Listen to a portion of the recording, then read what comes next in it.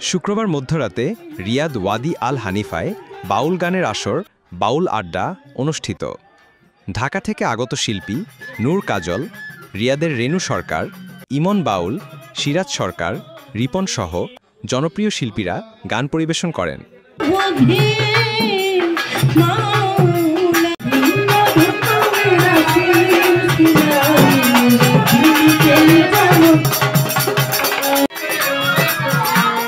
অনুষ্ঠানে উপহার হিসেবে এনটিভি দর্শক ফোরামের সৌজন্যে প্রাণ কোম্পানির খাদ্য সামগ্রী বিতরণ করা হয়।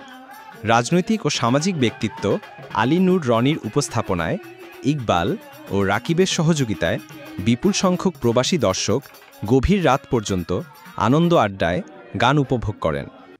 অনুষ্ঠানে বাংলাদেশ প্রবাসী সাংবাদিক ফোরামের সভাপতি ফারুক আহমেদ চান সহ সংগঠনের অন্যান্য প্রবাসী সাংবাদিক সহ বাংলাদেশ কমিউনিটির সম্মানিত ব্যক্তিবর্গ উপস্থিত ছিলেন। ডেস্ক রিপোর্ট, সময়ের কাগজ।